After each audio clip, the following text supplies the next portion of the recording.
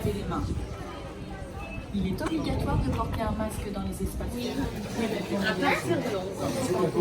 Et aux oiseaux. Oiseaux que nous affectionnons tout particulièrement, puisqu'en très beau bal, c'est une grande histoire d'amour. Celle de Françoise Delors, qui a fondé le parc en 1980. Originaire des quatre coins du monde, doté de particularités surprenantes, découvrons ensemble les maîtres des airs. Trop joli.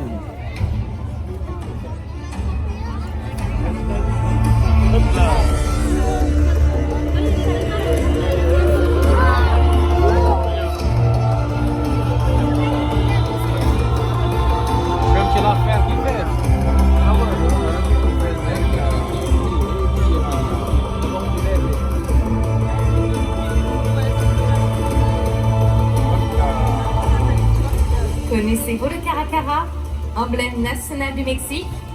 Nous le retrouvons ici, coiffé d'une couronne noire et vêtu d'un plumage brun et crème, accompagné de bus venus de toutes les contrées.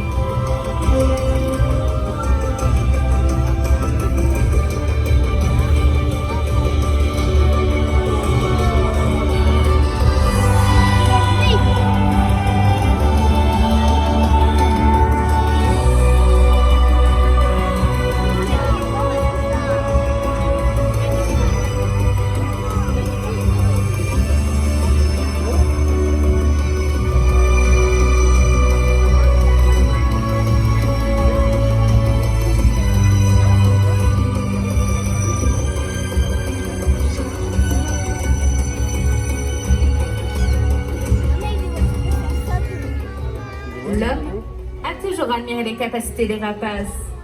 Au fil du temps, il a appris à les côtoyer, à les entraîner pour chasser à ses côtés.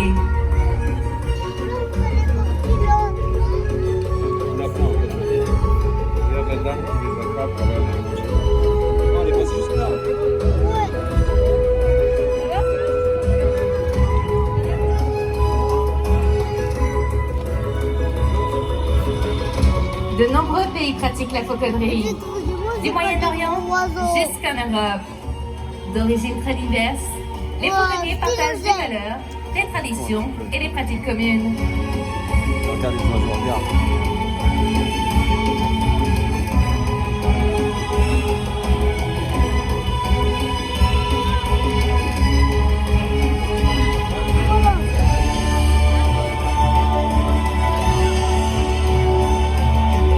En France, les rapaces sont utilisés depuis longtemps dans la chasse au vol pour capturer de petites proies. Aujourd'hui, ils permettent également d'éloigner certains oiseaux des lieux.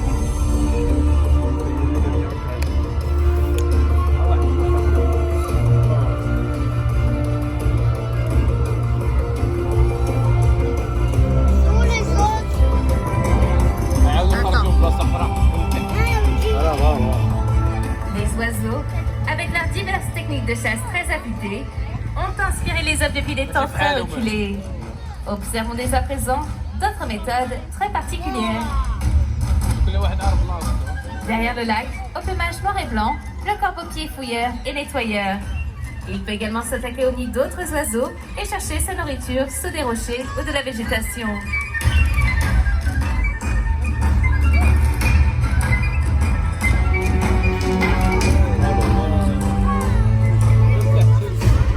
Sur la scène, le Cariama est un fantastique coureur, atteignant des pointes de vitesse de 30 à 40 km/h.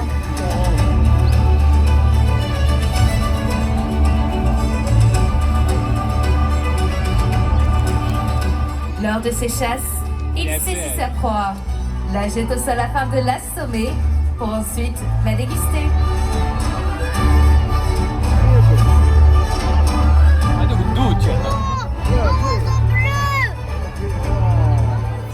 Le relief capture principalement ses proies au sol, mais il est tout à fait capable d'en attraper en plein vol. Il peut s'agir de sauterelles, criquets ou de scarabées par exemple.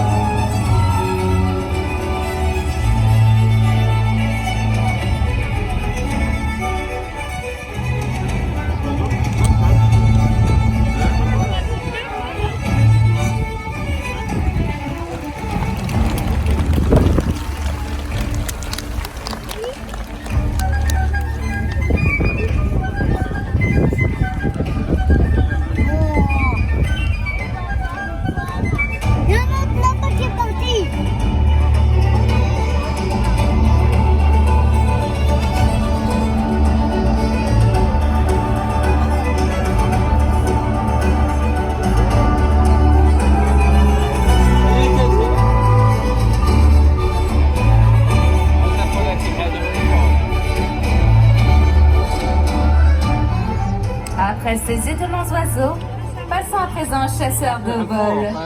Connus pour être les plus rapides dans les airs, atteignant pour certains 300 km/h en piqué, place au faucon.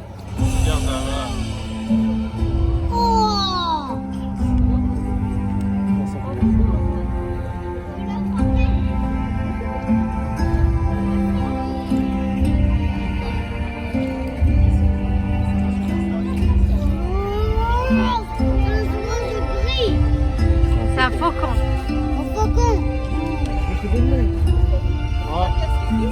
حتكون شي حمامة شادة.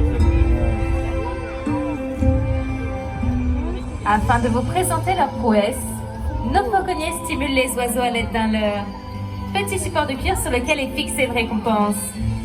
Cette technique permet de recréer leur comportement naturel de chasse.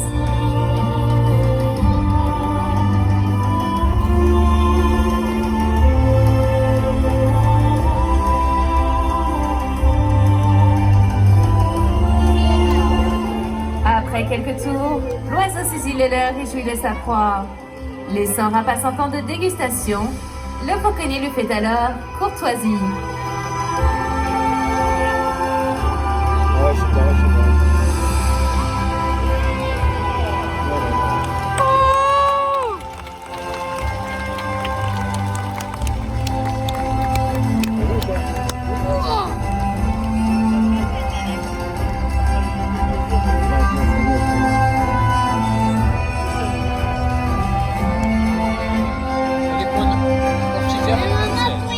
La langue française possède son propre langage.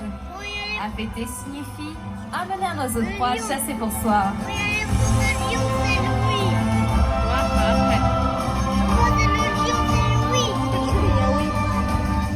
Écumer est le fait de frôler le gant ou la surface de l'eau sans s'y poser.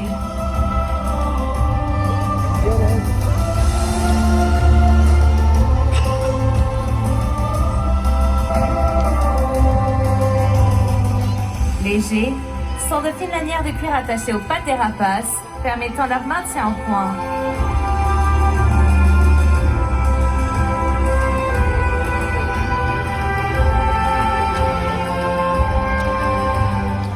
La fauconnière, ce sac transportant des récompenses, est un terme utilisé au quotidien par nos fauconniers.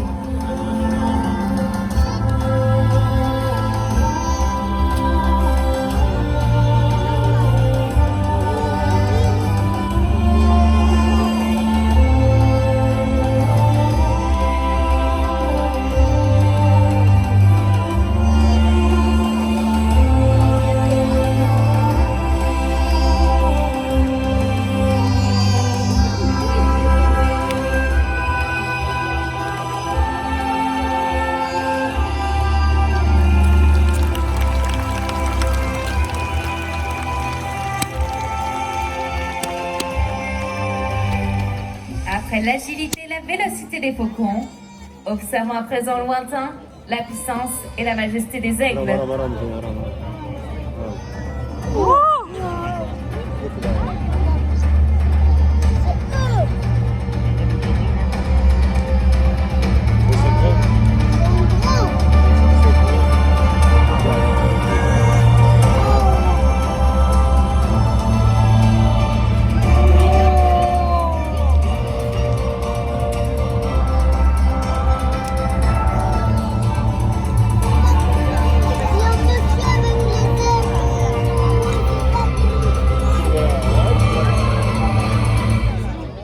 Acrobate lors des vols nuptiaux, tel un funambule, l'aigle battleur doit son nom au terme décrivant autrefois les saltabanques et autres artistes de rue. Doté d'un plumage de multiples couleurs, noir, brun, gris et rouge au niveau des joues, il se distingue ainsi facilement des autres oiseaux que nous observons en vol.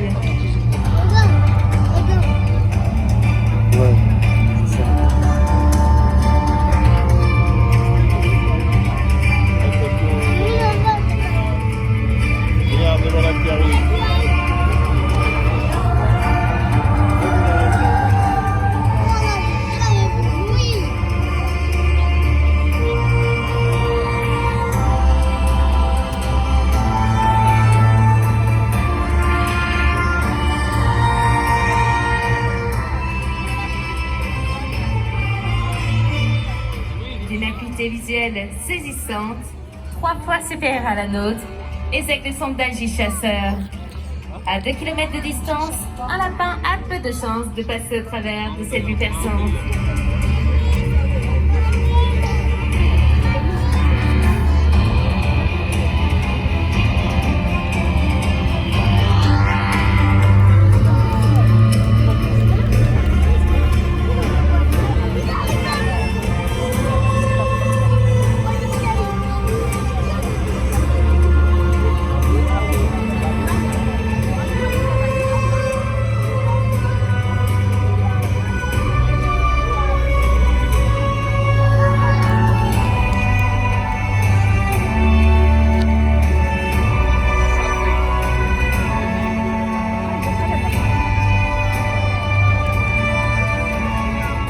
Malheureusement, ces redoutables prédateurs sont entre autres menacés par l'utilisation intensive des pesticides, fragilisant les coquilles des œufs.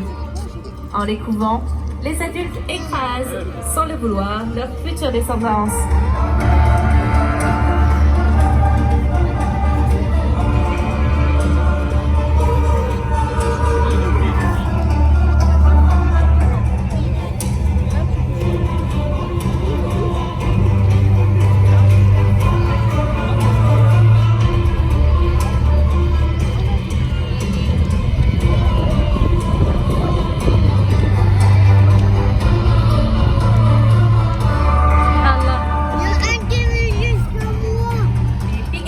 Stellaire.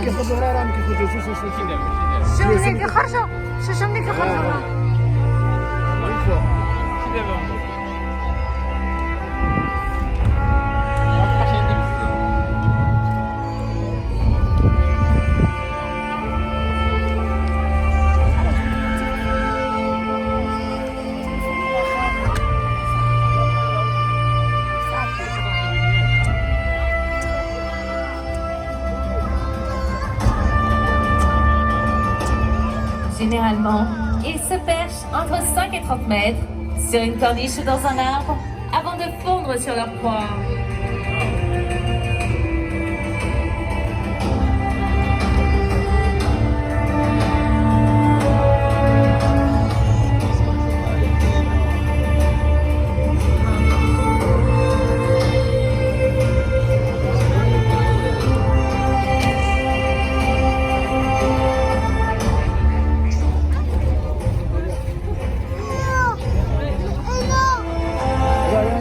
Le pigard vocifère est africain, symbole de la Zambie.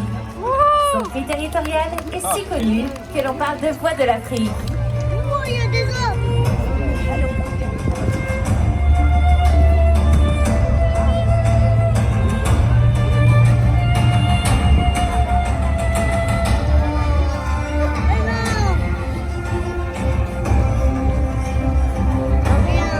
Le pigard à tête blanche est l'emblème des États-Unis. Son cri était autrefois considéré comme chant de liberté par les patriotes lors de la Révolution américaine. Les oiseaux ont du caractère. Des conflits entre individus d'une même espèce peuvent avoir lieu, que ce soit pour une femelle, un territoire ou une ressource alimentaire.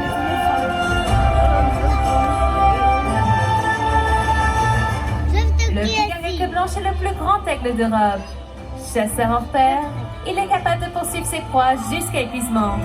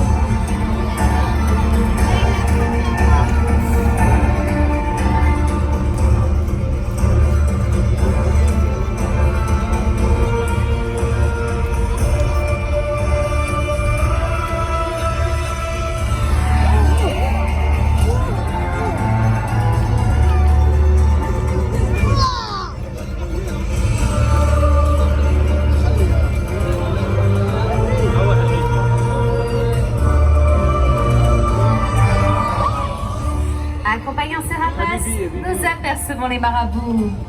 Se nourrissant aussi de restes d'animaux morts, ils partagent avec eux le même régime alimentaire. Marabout.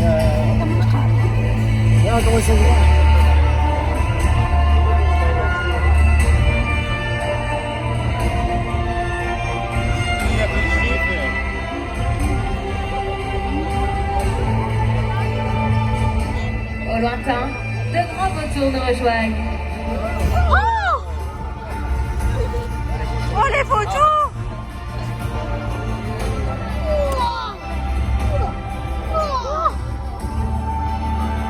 C'est impressionnant.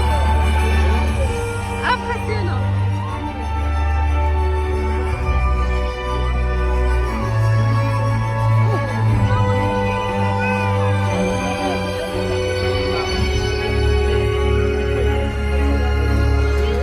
Admirons ces oiseaux, du plus petit, le vautour paniste noir et blanc, au plus grand, comme l'incroyable vautour de l'Himalaya.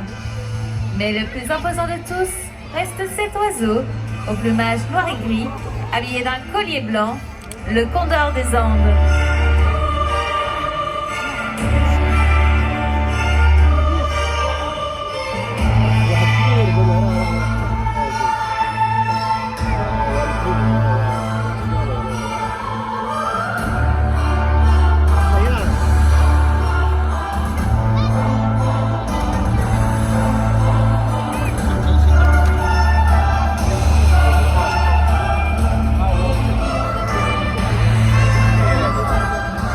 Dotés de cernes ne leur permettant pas de transporter les proies dans les airs, les vautours se nourrissent exclusivement de charognes. Oui, le grand noir à l'arrière. Oh oui. لا ما كيديرش حدانا شتي. Mesdames et messieurs, ne vous inquiétez pas, ne touchez pas les oiseaux tombés dans les gradins et laissez simplement un passage pour que notre fauconnier puisse les récupérer.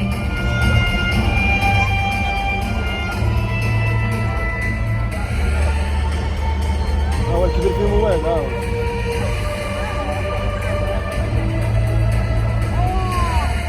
Au cou à la tête recouverte d'un fin UV, ils sont capables de fouiller le fond des carcasses sans se souiller.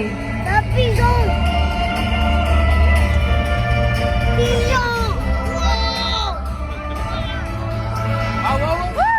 En fossoyeurs de la nature, ils permettent ainsi d'éviter toute prolifération de maladies.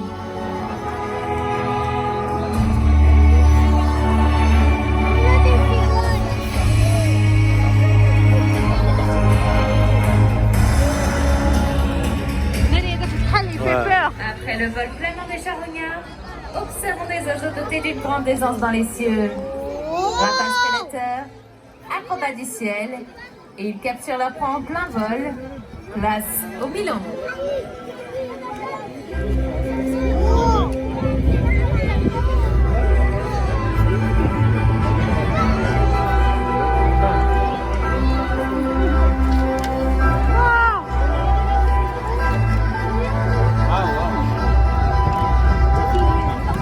Reproduisant un comportement naturel, ils récupèrent ici de petits appâts lors de surprenantes cabrioles.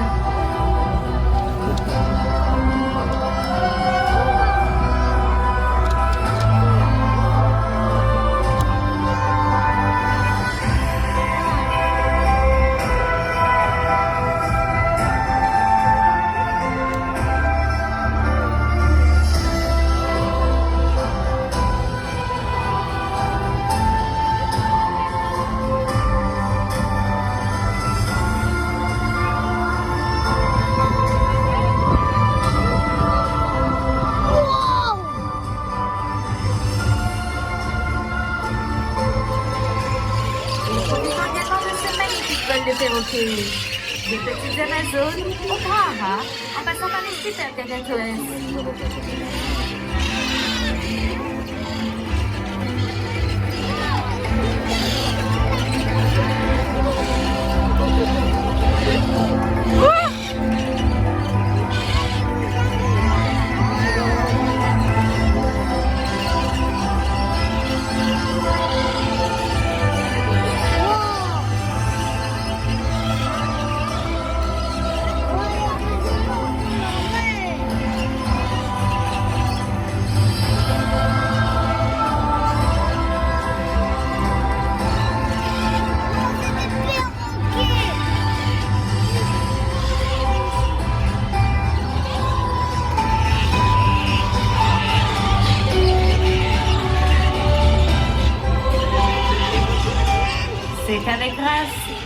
gens du ciel nous rejoignent. Les majestueuses grues, les étonnantes oies, les délicates cigognes, les remarquables ibis, ainsi que les imposants pélicans.